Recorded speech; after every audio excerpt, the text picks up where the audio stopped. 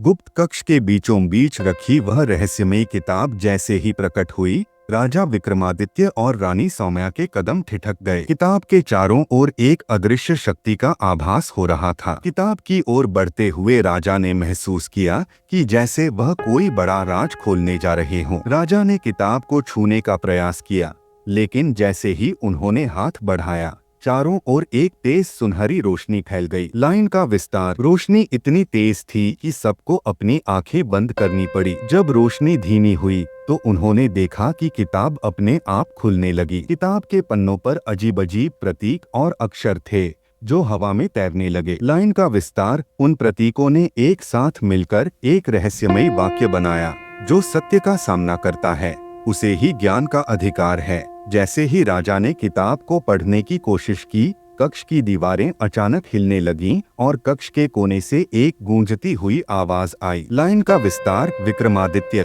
तुमने सत्य और अंधकार की पहली परीक्षा पास कर ली है, लेकिन असली चुनौती अभी बाकी है। अचानक दीवार में एक दूसरा दरवाजा प्रकट हुआ और उसके भीतर से ठंडी हवा के झोंके आने लगे। लाइन का विस्तार। दरवाजे के पीछे अंधकार में एक सीढ़ी जाती दिखाई दी। रानी सौम्या ने कहा, महाराज, हमें सतर्क रहना होगा। यह मार्ग आसान नहीं होगा।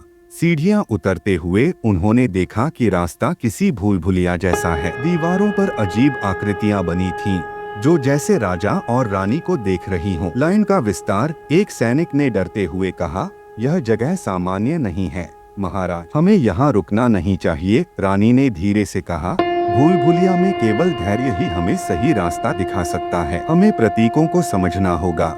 लाइन का विस्तार। दीवारों पर बने प्रतीकों को देखकर राजा ने महसूस किया कि यह वही प्रतीक हैं जो उन्होंने पहले गुप्त दीवार पर देखे थे। अचानक दीवारों से एक परछाई निकली और एक तेज आवाज में कहा, तुम्हें 3 प्रश्नों का उत्तर देना होगा। यदि उत्तर सही हुआ तो ही तुम आगे जा पाओगे। लाइन का विस्तार। परछाई ने पहले प्रश्न के रूप में पूछा, सच्चाई क्या है? राजा ने सोचते हुए उत्तर दिया, जो अंधकार को दूर करता है वही सच्चाई है।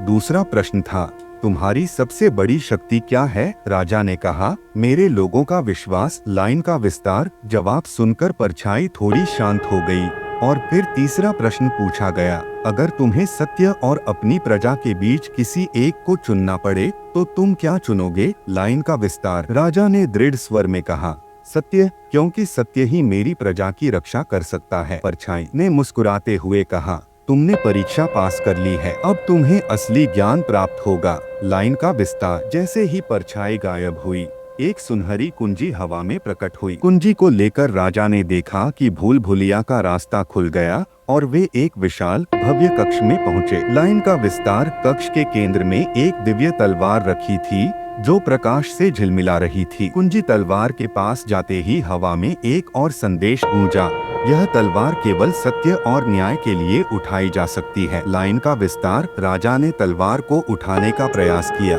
और जैसे ही उन्होंने उसे छुआ, तलवार प्रकाश की लहर में बदल गई और उनके हाथों में एक नई ऊर्जा आ गई। तलवार के प्रकाश ने पूरे कक्ष को भर दिया और राजा को एहसास हुआ कि अब वह किसी भी अंधकार का सामना कर सकते हैं। लाइन का विस्तार। रानी सौम्या ने मुस्कुराते हुए कहा, महाराज, यह सत्य और साहस का प्रतीक है। हमें इसे राज्य की भलाई के लिए उपयोग करना होगा। अचानक कक्ष के छत पर एक बड़ा नक्शा उभर आया जो गुप्त खजाने और अन्य रहस्यमय स्थानों का संकेत दे रहा था। लाइन का विस्तार। नक्शे ने यह भी दिखाया कि राज्य के किन हिस्सों में अंधकार छिपा हुआ है जिसे राजा को नष्ट करना होगा। राजा और रानी ने फैसला किया कि वे इस नए ज्ञान और शक्ति का उपयोग अपने राज्य को बचाने और उजाले का प्रसार करने के लिए करेंगे। लाइन का विस्तार। सैनिकों ने झुककर प्रणाम किया और सभी एक नई यात्रा के लिए तैयार हो गए जिसमें सच्चाई की जीत सुनिश्चित करनी थी। कहानी एक उच्च स्तर पर समाप्त होती है